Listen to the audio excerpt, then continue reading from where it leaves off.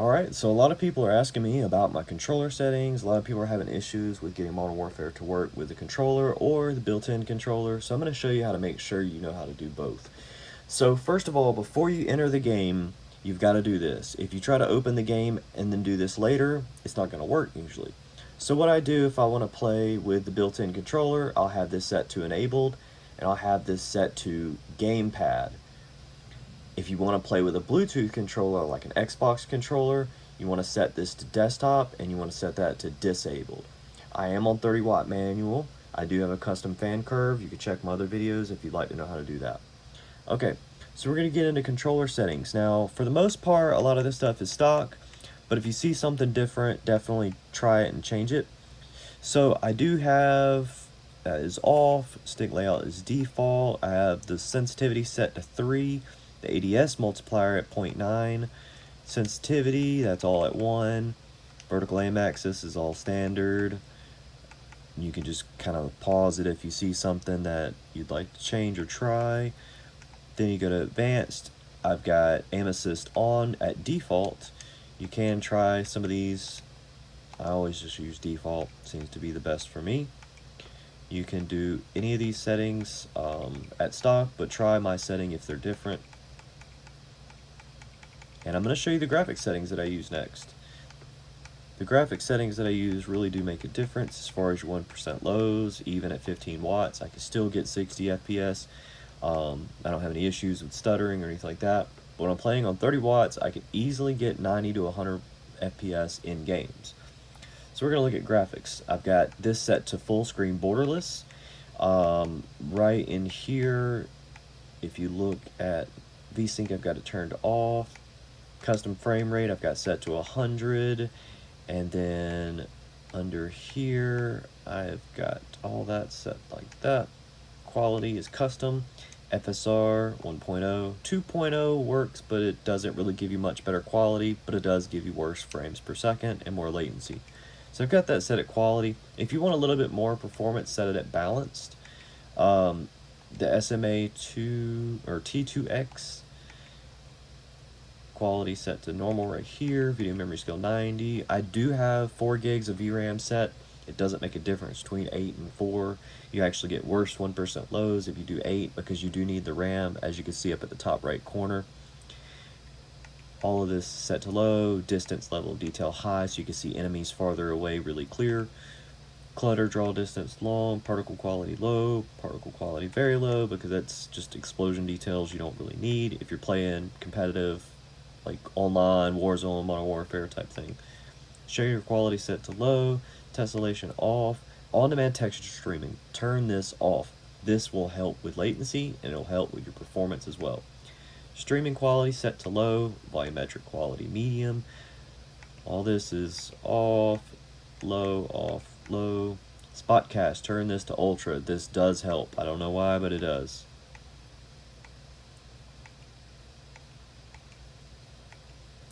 Turn all the motion blur off. You don't need that. Film grain set to 0. Field of view. I've experimented with this. I think 100% in my opinion feels better and looks better and gives you more of the desktop experience. If you go down to 85 or 90, it's too zoomed in. You may like it, you may not. And the rest of this stuff is set at default. So I guess I'll jump into a game real quick and kind of show you what it's going to look like and what to expect. We'll just do this in real time.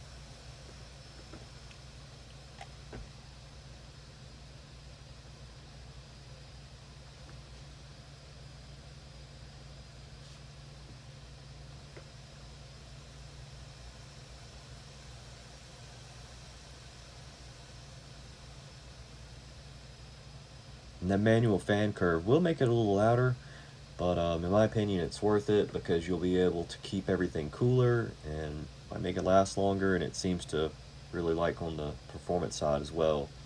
If I'm getting a little bit better performance with a little more noise, I'm okay with that.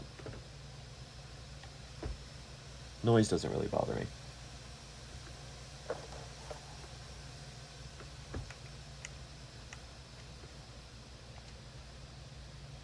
So in game right here, we're getting about 88, 87 FPS.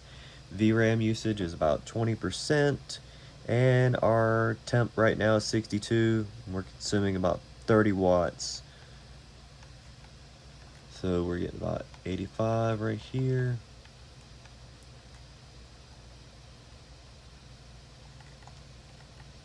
'88, '87, '90.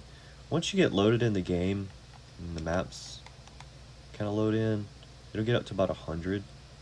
This is the first game I've played today, so it's gonna take a second for everything to kind of like cash in, but as you can see, I get like 90, 92, getting pretty good FPS right here.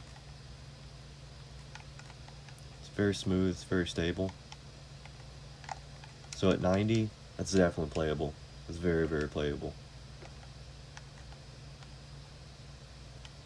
97, 96, yeah.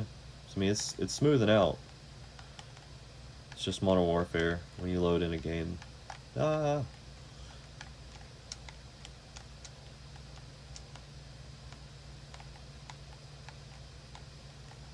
Hopefully this video won't cut out. I'm running low on battery here. But yeah. Hopefully this helps somebody. I really have had a lot of good experience with my ROG Ally. I absolutely love it. I know some people are having a few little quirks about it, but most of it seems to be software related or settings related. It doesn't really seem to be hardware related per se, except maybe the memory card slot, but you know, they're dealing with that. Oh shoot. Didn't even see him. As you can see, 99, 100 FPS in some spots on the map. I'd say that's pretty good. And it looks really clear. I don't know how good that's coming across on the phone, but I don't have a capture card right now, and I really don't like screen recording because it takes a huge hit off of FPS. But that's it, my friends. I hope all y'all enjoy, and if you have any questions or need anything, hit me up in the comments. Jump on the ROG Ally Discord. Ping me on there. I'm pretty well known on the ROG Ally Discord. There's 2 of them. I'm on the non-official one mostly. But yeah, hope all y'all enjoy and have a good afternoon, good evening, or good night.